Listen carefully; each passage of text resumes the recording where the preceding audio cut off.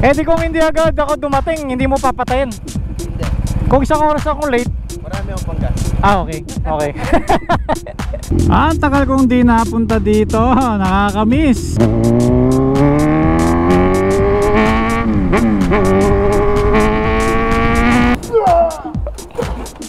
Ganun ba talaga pag BMW, sir? Matatay ka.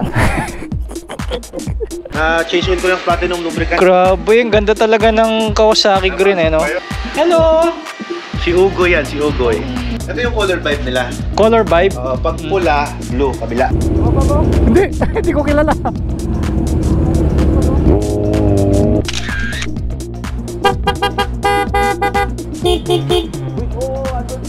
Yung red sa green, yung black sa blue. Ako na boss, ako na boss. May umilaw doon. Hindi, okay lang yan, huwag pasinin yan.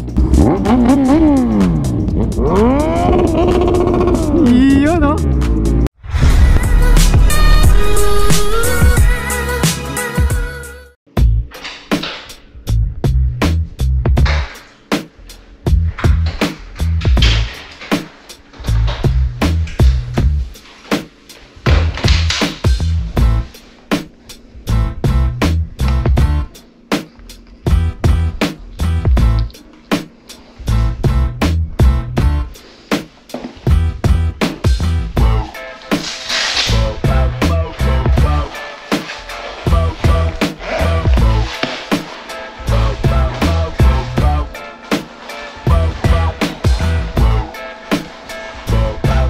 What's up guys?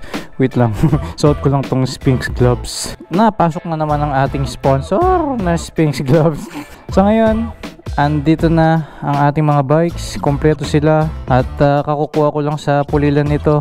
As you can see, napakaganda ng lineup natin dahil kulay green lahat at hindi basta-basta green no. Kawasaki green yung kulay nila. Ulitin ko lang guys no, yung kulay ng ating first fairing na green, super light at mas kitang kita yung pagkaka-yellow niya versus sa green. So kung i-compare natin siya dito, ang layo, di ba? Ito yung gusto kong green, very rich. Kumbaga, purong-puro yung pagkaka-green niya. Match sila ng aking Z1000. Dito sa Z1000, compare naman sa ZH2, medyo light lang to. Mas malapit siya dito kaso ito talaga parang nabilad na green. Kaya yun, hindi ko na sila ginagamit. Nandyan na lang sila nakatambak. At ngayon, meron tayong imimit na kaibigan sa Clark. At kasabay natin siyang babiyahe ng Pangasinan. Pagbukas ko ng gate, makulimlim. So pagdadala na tayo ng kapote no? Hindi na kasya dito sa aking tail bag eh. Kaya dito na lang sa tank bag. Lagi ko talaga pinapangarap na magising ng maaga. Iba kasi yung super morning pa lang tapos lalabas ka para alam mo mag-vlog, pumasok sa trabaho or mamalengke. Kaya lang talagang yung tulog ko kadalasan 1:00, 2:00. Hindi ko na rin masisisi yung sarili ko kasi sobrang daming gusto kong gawin, lalo na nasa social media tayo. Ang dami mong pwedeng gawin sa mga videos mo. Ang dami mong pwedeng i-edit, ang dami mong pwedeng i-recycle from YouTube videos sa YouTube no, kahit may special na kaganapan sa loob ng 30 minutes na video. Hindi masyado naha-highlight. Yung dadaan lang sa loob ng 30 minutes, purely enjoy lang yung viewer pero hindi tatatak sa isip nila yung halimbawa yung climax nun. For example, yung napamura yung traffic enforcer sa akin nung nakita niya akong bumaba from Skyway. Yung buong video na 30 minutes in-upload ko sa Facebook yun. Hindi rin na masyado napansin kahit ginawa ko ng thumbnail. Pero nung pinokus ko yung video doon sa enforcer, nag 3 million views. Ganun talaga kapag Facebook video, di ba gusto natin yung direct to the point, kung ano yung nasa thumbnail yun kaagad ang makikita mo. So ang daming nag-share at ang dami ring natuwa. Syempre hindi naman siya masamang tignan talagang nagulat lang yung enforcer ng Skyway that time kasi hindi mo naman i-expect na ako yun dahil tiga Pampanga pa ako. Sabi ko nga yung mga tiga Pampanga hindi ako madalas nakikita yung pakayang di ba sa ibang lugar. Yung mga viewers natin, iba-iba rin kasi yung mga gusto nilang mapanood. Minsan matutumbok mo yung mga interested talaga. Tapos i-share nila sa ibang tao or sa mga friends nila, doon nakakalat yung video. Kaya sa mga gumagawa ng content, i-edit mo lang kung anong meron kang video dyan, i-content mo lang kung ano yung mga interesting na bagay, and malay mo, matutumbok mo rin yung kiliti ng mga viewers. Dito sa YouTube video natin, basta ako ginagawa ko lang kung ano yung gusto ko, kung ano yung makapagpapasaya sa akin. And number one na mapapasin ninyo, talagang pag nag-ride ako, masaya na ako dun. Regardless kung saan pa ako pupunta, regardless kung meron akong kasama o wala, basta kasama ko ang aking motor, bahala na yung road kung saan niya ako dalhin. Sa Facebook, pinasok ko lang ang motor show kasi hilig ko rin namang mag-setup ng motor, at sakto, pwede natin siyang ilap pag kaya proud ka kapag di ba? Lalo na pag marami nakaka-appreciate. Okay, welcome to Porac Expressway.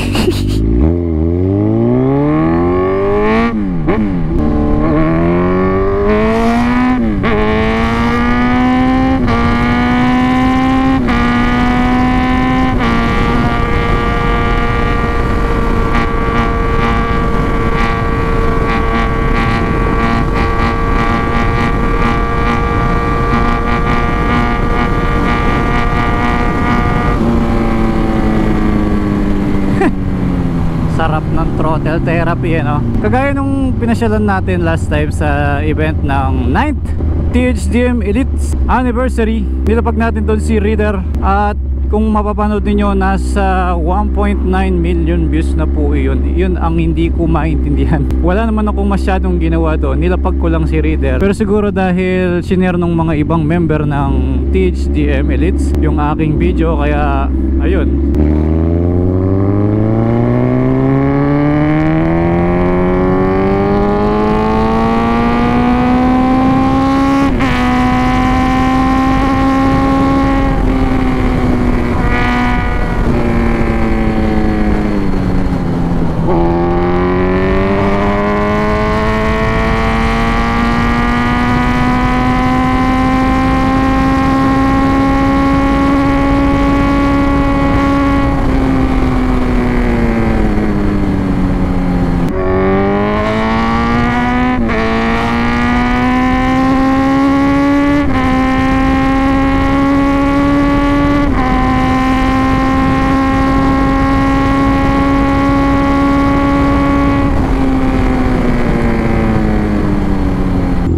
Bilis, nasa Porac na nga ako, no?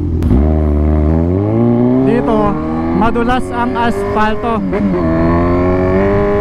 Ayan, pumipitik yung likod ko. Siguro ganun talaga kapag makita bang asfalto, no?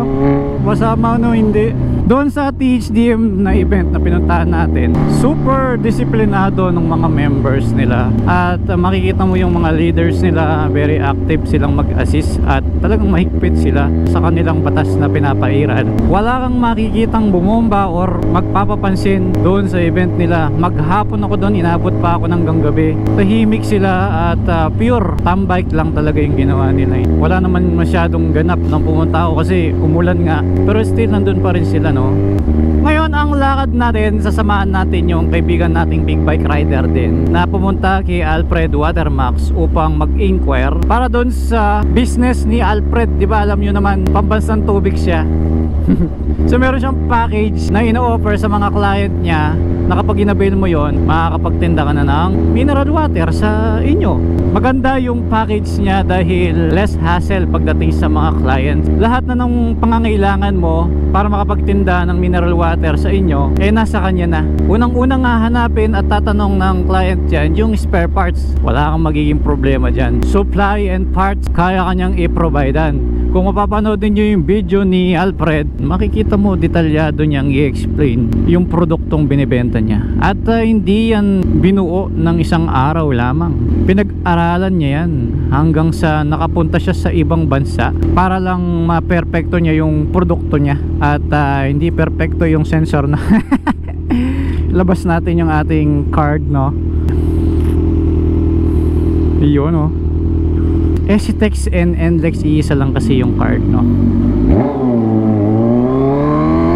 Hindi ako makahataw, 2 bar na lang yung gas ko. Sarap pa naman dumaan sa Esitex. Ang ganda ng kalsada, pantay. Tsaka kahit may cut na ganyan, no? Smooth.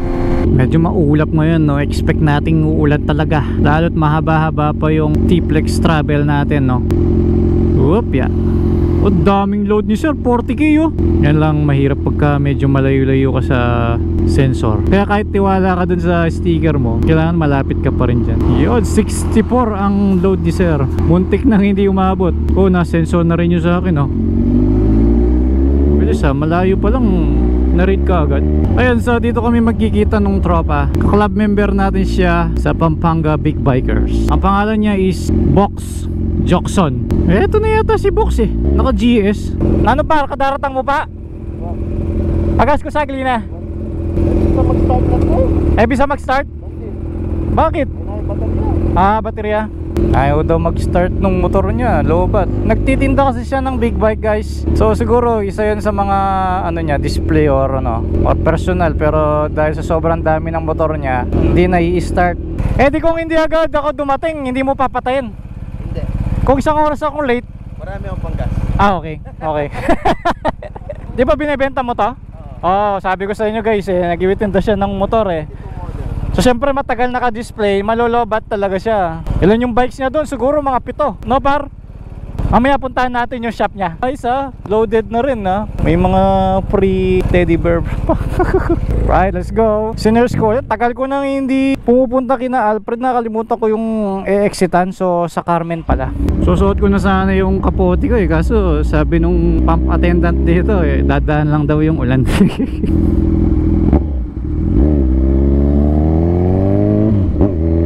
Dito akong nalilito sa totoo lang eh. Kapag going to Tarlac or Subic, hindi alam kung dito pa o dun eh no. Let's go! Mahaba-haba pa to. Kawawa naman yung mga teddy bear. Walang mga helmet. Ang lapad niyan tignan no. Dahil sa box. Tsaka relax na relax ka dyan. Tapos walang hangin na bumabangga sa katawan mo. Unlike dito sa Z1000, sakop na sakop ko yung hangin. Nandito na kami sa Carmen.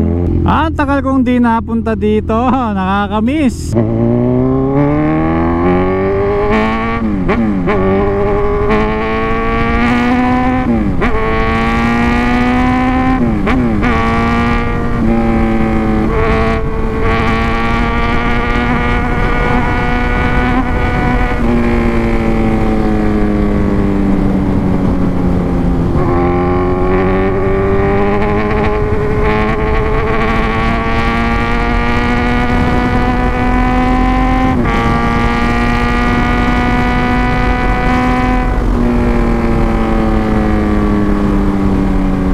Ganda ng kalsada talaga.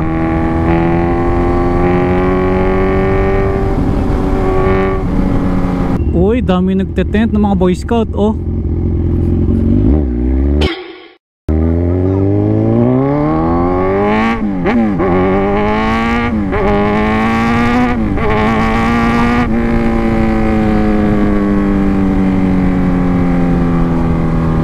Eto na yung barrio, papunta kina Alfred. Namiss ko dito pagka may pasok. Ang daming mga bata sa eskwela, biglang lalabas pag naririnig nila yung big bike. Super ganda talaga ng lugar nila kasi, di ba? Kaya pa. Ayan o. Madalang lang kasi may dumadaan na naka big bike dito kaya napapansin pa nila eh, no? Hindi pa sila sawak.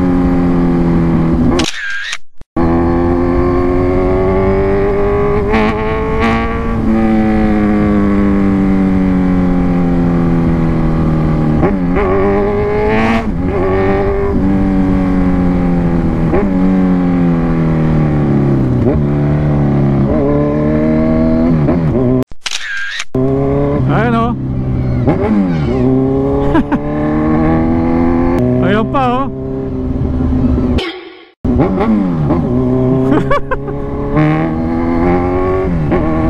Medyo lumalalang yung lubak dito no, lumalim yung mga hukay oh. Dati pantay lang to eh. Grabe na, nagkabasag-basag na no.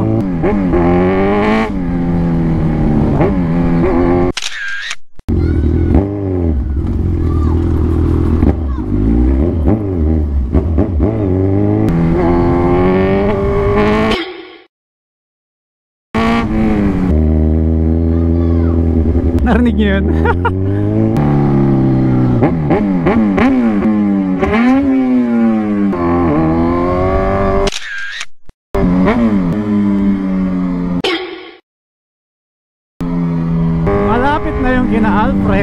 Cancel ko na tong Google Map.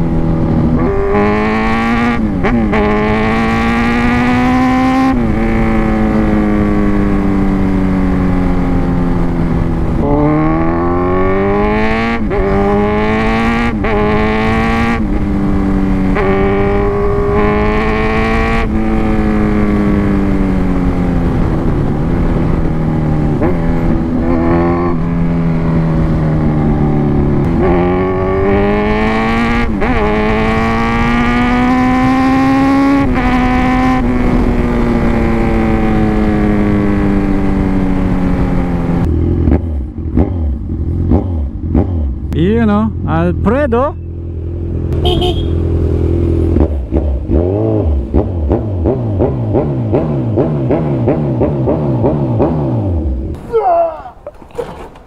Ganun ba talaga pag BMW, sir? Matatay ka. Nakakamiss din bumalik dito. Ang layo kasi eh. No bro? Layo din, no? Tiga saan kayo? Apartado po. Saan banda yun? Paano yung nalaman nandito ako? Nakita lang po na. Nakita. Okay, sige, sige. Thank you. Baka may gusto ko yung tawagan sa ibang bansa. Meron tayong telepono dyan. Ayan, oh. Ito na yung in-order natin, guys. So, yan. Pang breakfast tong ulam ko eh, pero pwede naman. Tapos, itong caramel na shake. Kompleto naman dito sa Manskib eh. Tapos sinabox, ito yung in-order nila. O yan, o. Kumain na kasi sila sa bahay. Tapos yan, o. Ang ganda dito, guys. O. Medyo mainit lang ngayon kasi tanghaling tapat. Pero pagkadating ng gabi, sarap tumambay dito. Tapos, meron silang swimming pool sa likod. Kapag gusto nyo mag-stay dito, meron silang mga kwarto sa taas. O. Tapos hanggang third floor pa yan. Tapos ito yung tindahan nila dito. Ang dami nilang tinda. Grabe, o. O yun, o. May mga candy pa. Tapos may mga snacks din dito, o. Tapos dito sila nagluluto. Ayan yung kusina nila, oh. Pakita ko sa inyo yung swimming pool naman, oh, di ba? Di ba nag-swimming na kami dito? Linis, oh. Dati wala pa to eh. Nice, ang linaw, oh. Tapos itong hagdan na to, diretso papunta sa bahay ni Alfred. Ay, dumating na si Bro Alfred dito. Galing sila ng ride sa Tarlac. Kaya pupunta kami sa kabilang room ngayon kasi kakabalik ng kuryente. Hindi yata nagbayad ng kuryente si Bro Alfred eh. Nagbayad sa Sempelco. Bakit bro? Pelco ba dito? Sempelco. Sempelco. Okay. So yun, panandalian na wala ng kuryente eh. Medyo mainit doon sa kwarto. So magmi-meeting tayo ngayon. Pupunta tayo sa kabilang place ni Alfred. Eh, lumalabas yung truck ni Bro Alfred. Mukhang meron siyang bagong, uy, nasunod yung ano, yung logo. Oo. Sabi ko sa'yo, di ba? Mas maganda yan. Mukhang may biyahe yata sila ngayon. Kapag Lunes, puro prepared ng mga gamit. Okay. So ito yung meeting area natin. Mukhang may pagbabago ngayon, oh. Mukhang marami siyang bikes ngayon. Ang dami ngayon, oh. Wow. Wow, akala ko may tao, bro. Akala ko. Nagulat ako.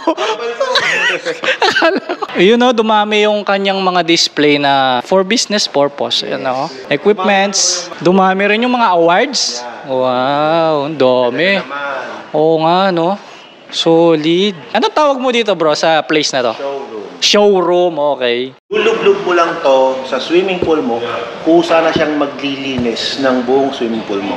Yan. Ganda, parang robot, bro. So lahat ng dumi may ipon dito, tapos bubugahan mo lang ng power spray. Pwede siyang maglinis ulit. Sa mga hindi nakakaalam, may Z1000 din si Alfred eh.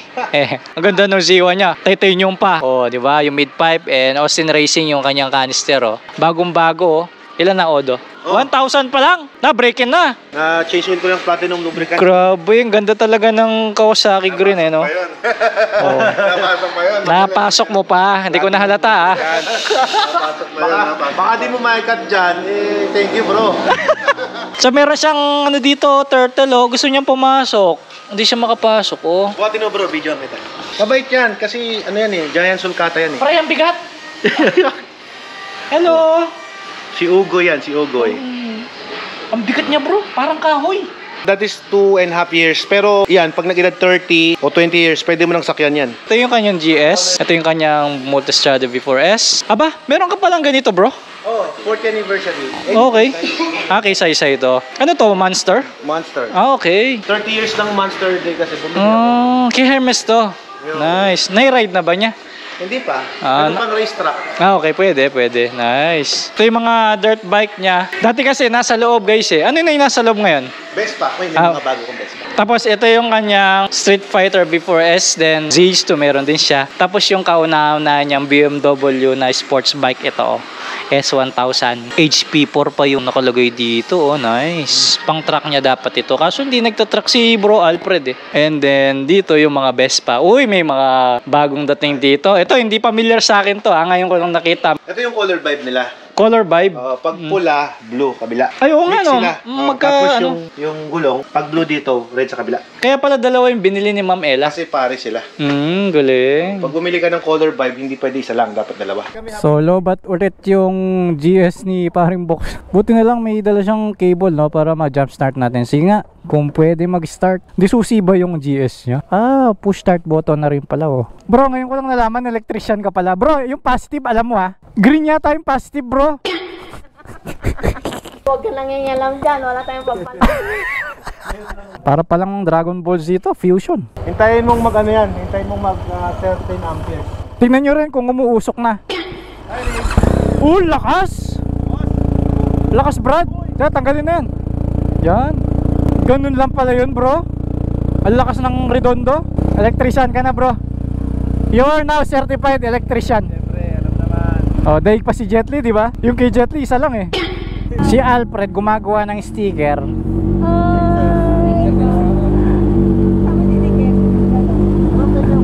Baka sakali may mahingi sa akin ng sticker. Oh. Ito na, ito. Gumagawa ka ng sticker, di ba? Gumagawa ako ng sticker, hindi ko naman pwedeng gawin basta-basta nang walang permiso mo. Tama. Galing. Yun, oh. Pogi din pala ng GS pagka pure black eh.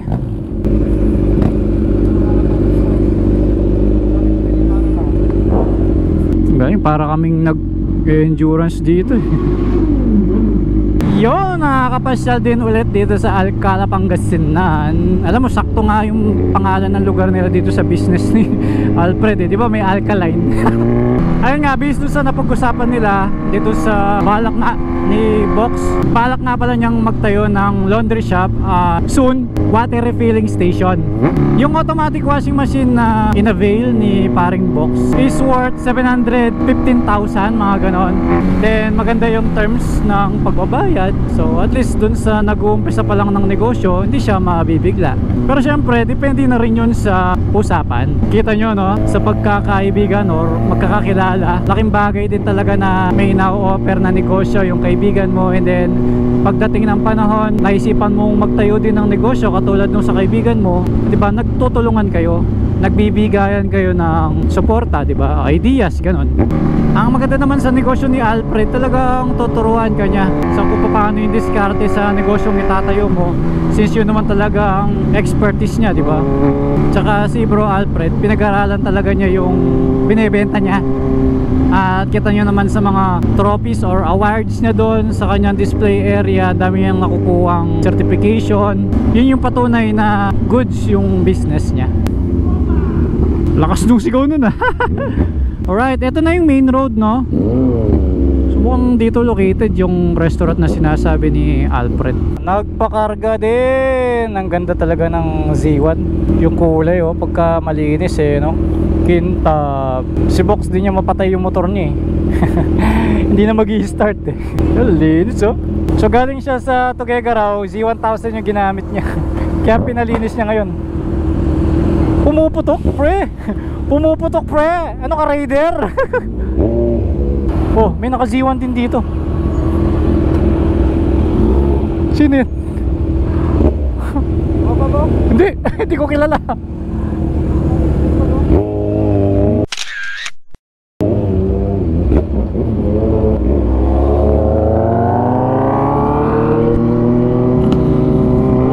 Si Alfred ngayon ang susundan natin kasi siya yung may alam ng restaurant.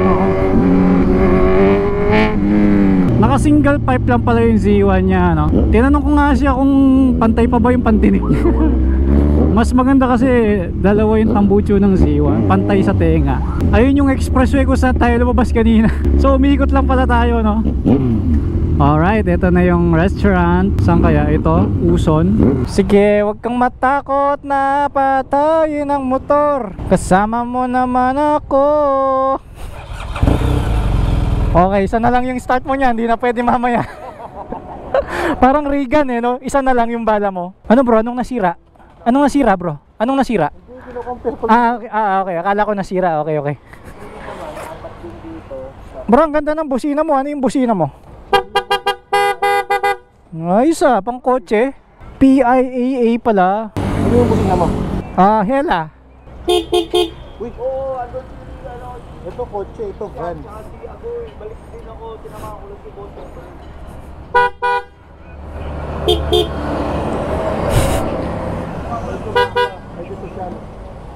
Ganda, maganda din. Hirap mamili eh, no? Ito gusto ko makabili. Oh. Ay, akin dyan. Hindi, ito yung sa'yo, mali. Wala naman bro. Display lang to eh. So tara, kain tayo. Pinagmamalaking kalabaw ni Bro Alfred. Para 3 rice. Sabi ko 3 rice. Nagda-diet na ako, pero magda-rice ako. 3 nga lang. Isa lang bro. Bukas na yung dalawa. Ano bro, ayaw ulit umandar? Start ka kasi ng start ng motor kanina pa eh. Bilib ka na bro? Pwede ako pang... GoPro talaga yun. Oo, pwede pang gabi bro. Mag jumper ulit tayo. Kukonek siya sa akin. Yung red sa green, yung black sa blue. Ako na boss. Ayan. May umilaw doon. Hindi, okay lang kayo, huwag pasinin yan. May umilaw eh. Tigate ko sasabog yung J1 mo. Ika, red muna. Bro, ba't nanginginig ka? Siyempre, kung sumabog to, hindi pa naman sa akin yun. Good na yun. Panda rin ka. Yan ha. Andar ka ba? Uy! Yan bro, tanggalin mo na. Yan success. Pero importante pala talagang may jumper na ganyan. Masyado lang mahaba no? Pero dahil may box siya, so makakapagdala sa ng jumper. Okay lang Galing ng electrician natin. Liwanag natin bro, parang hindi gabi Bakit mo nagmumotor ka, meron kaya? no? Ang galing, ganda. Pwede nga ilipat sa'yo Bro, dapat sinabi mo ilipat sa'yo. Ilipat mo sa'yo. Yan. Ano? Di ba? Ayos ba? Galing, di ba? Ayos, idea. Ito lang ang hirap pagka gabi na, mahina yung headlight ng Z1000. Napagkakamalan nga walang headlight eh. Kasi projector yung bombilya. Like ngayon tingnan niyo yung ilaw, di ba? Paguhit lang. Ito lang maganda sa lens ko, naka-clear lens ako. Salamat Bro Alfred sa napakasarap na pagkain, nilibre nyo kami. Thank you.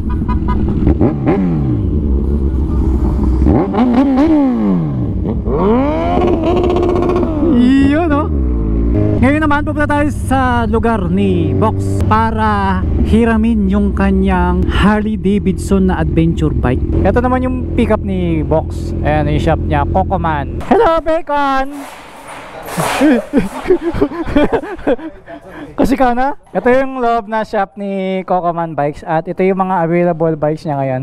So ito yung Harley Davidson. Solid. Ang laki pala bro. Meron pa tayong bro, MT-10 tsaka NW S1000. Okay, wala lang sila dito ngayon.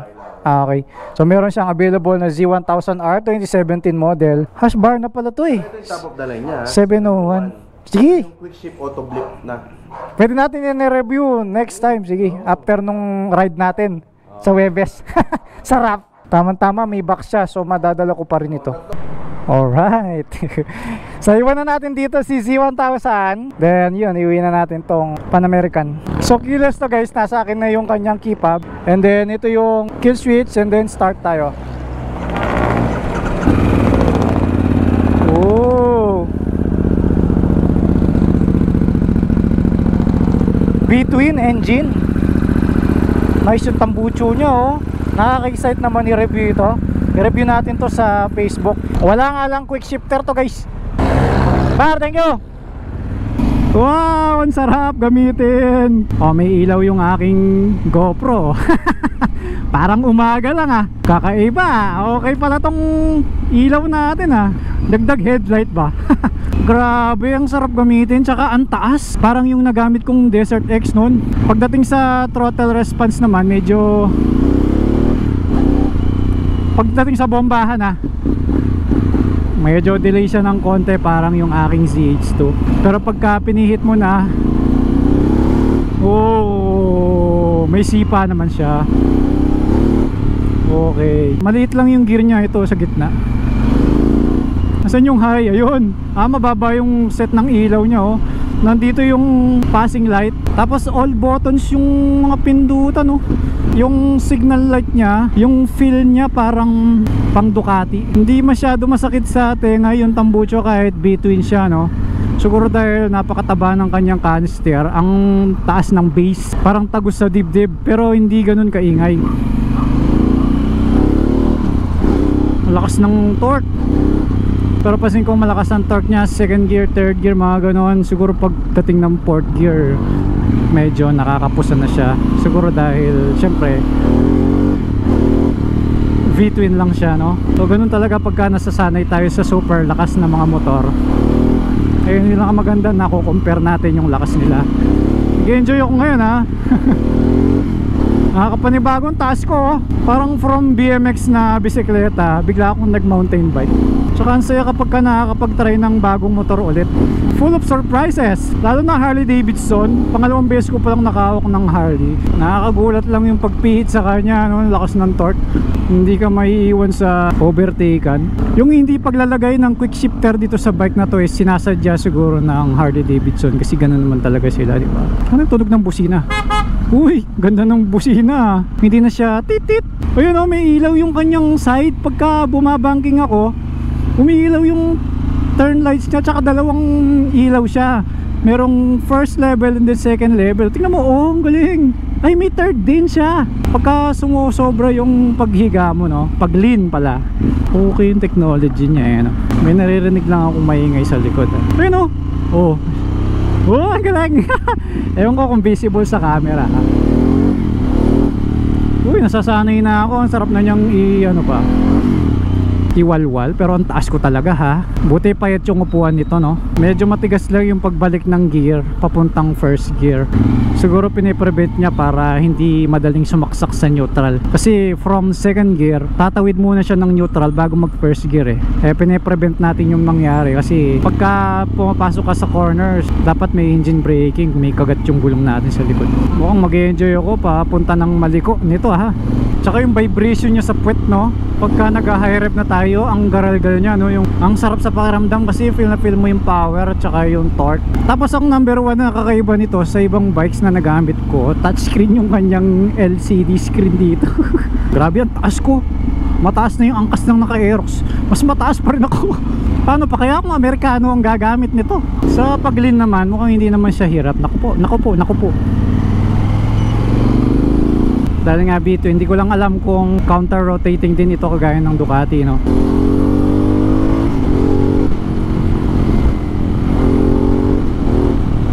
Agad, sandaan yung takbo, grabe. Sa sobrang bigat nito, ang tanong, maipapark ko kaya siya sa aking garahe? Medyo may rampa yung garahe ko, no. Sa ngayon, nandun yung aking ZH2, di ba? Maitatabi kaya natin siya doon. Bomba nga tayo. Oh, right. Alright guys, nandito tayo sa bahay. Successful na ipasok natin ito napakalaking motor, no? Hindi ko na siya naipasok ng paatras kasi nga sobrang taas niya. Kung makikita niyo yung kanyang tindig padiretso, no? Hindi kagaya ng GS, nandito yung kanyang engine. Ito, patayo yung kanyang mga cylinder, no? At saka ang haba ng stroke niya, oh. Ito yung cylinder head, ito yung block. Tapos dagdag mo itong napakalaking tangke niya. Tapos ang taas ng manubela.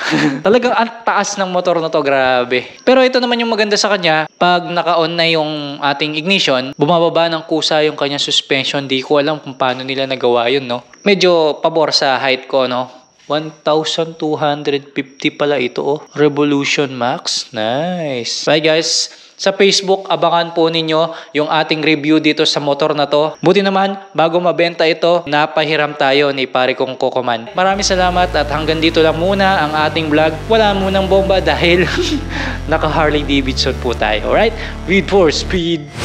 Never break, always fight, never quit, do it right, play the game, win it life, have no shame, there's no time.